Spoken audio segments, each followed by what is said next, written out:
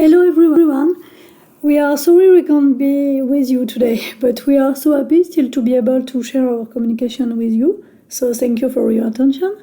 This communication concerns in part the results of a scientific experiment conducted in the Caribbean after the intense hurricane season 2017, which hit the North Atlantic with 6 major cyclones.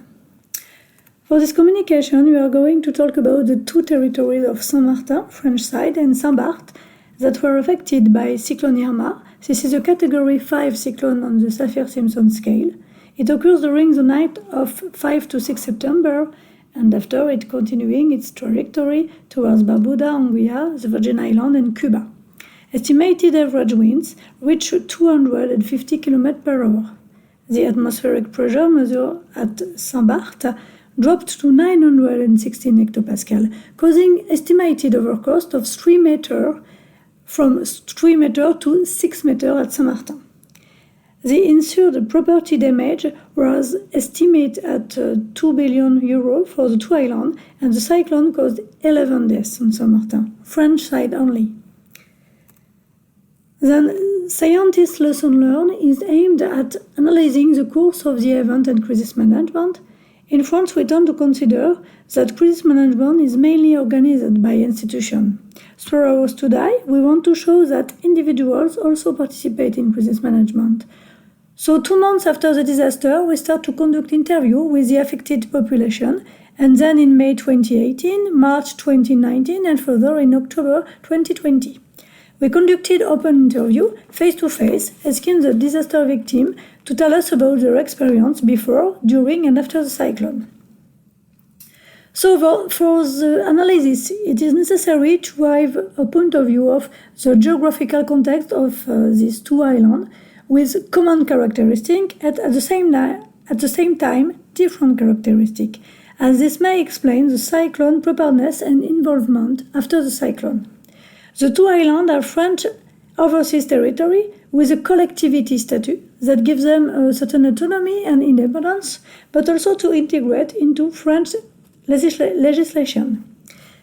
Saint-Martin is divided into 2 administrative units, in the north Saint-Martin French Territorial Collectivity, and in the south Saint-Martin Dutch Overseas State.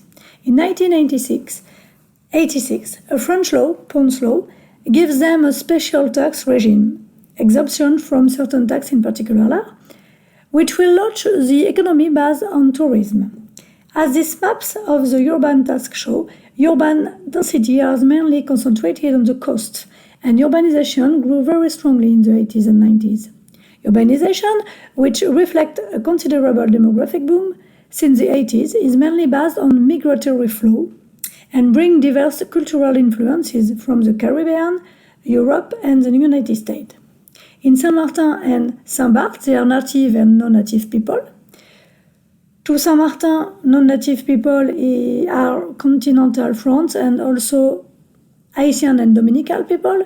In Saint-Barth, non-native are French from continental France, but mainly European people, particularly Portuguese. We are construction workers. In Saint-Barth, the unemployment rate is very low, at 4%, while in Saint-Martin, it is 30%. But probably in Saint-Martin is lower, because there is a lot of informal work.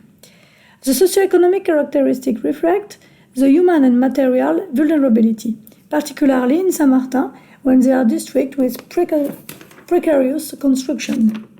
These two islands are therefore affected by Irma in 2017, so our interviews show vigilant people from the beginning of the hurricane season and regular monitoring several times a day as the cyclone approaches.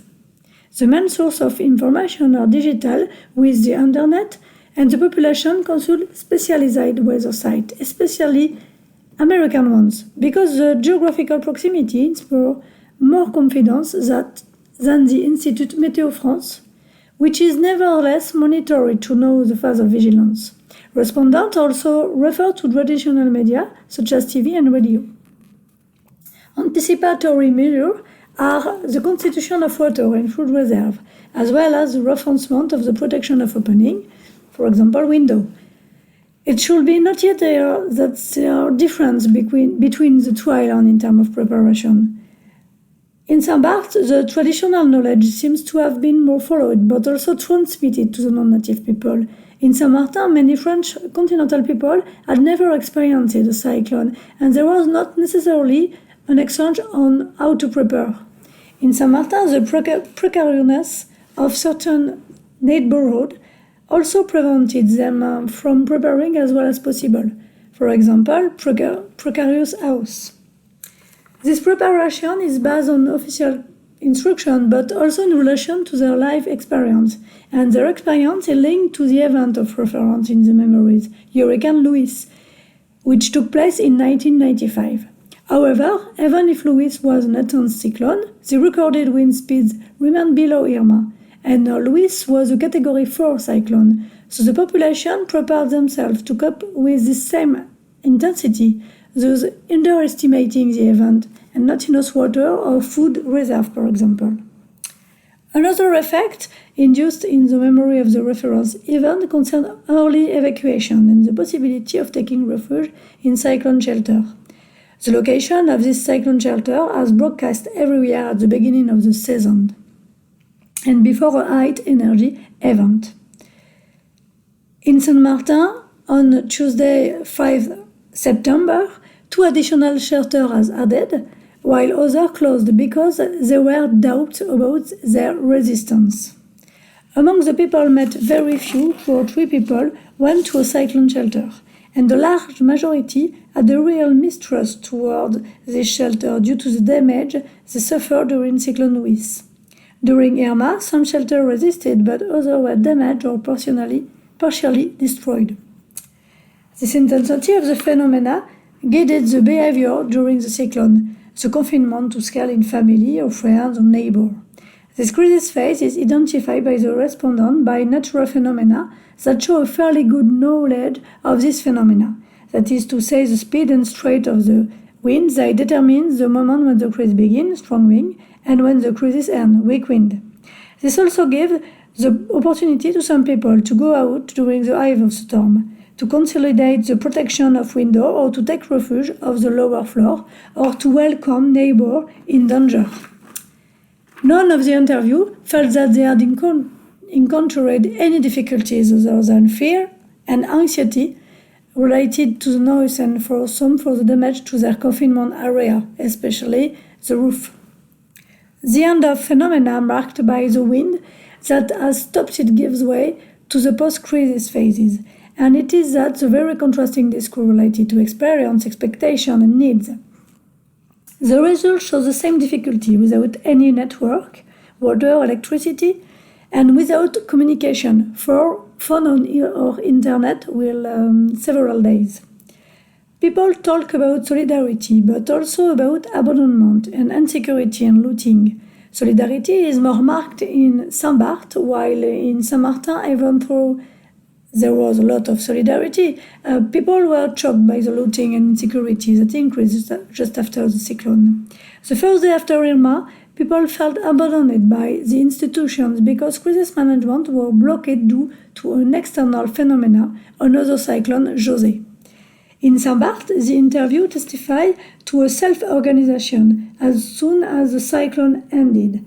The neighbors organized themselves among and with the institution, and the spontaneous organization, which has allowed this island to be already largely cleaned 2 months after the cyclone.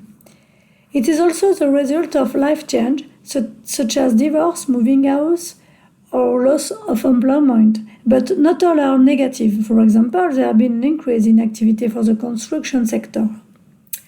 So for the 2 islands, we can say that our similarity before and during the crisis. People are preparing but have underestimated the intensity of the cyclone.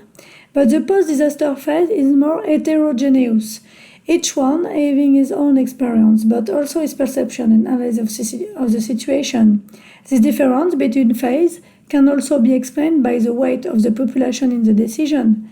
In fact, before and during the events, the individual or household act according to their own decision. On the other hand, the post-event phase is dependent on external decision and circumstance. even if this phase also depends on the experience and perfection of each individual. So to conclude, the time of crisis structures individual behaviors, even if the population do not always have control over the post-crisis phase, but they participate to crisis management and to the resilience of territory. Thank you for your attention.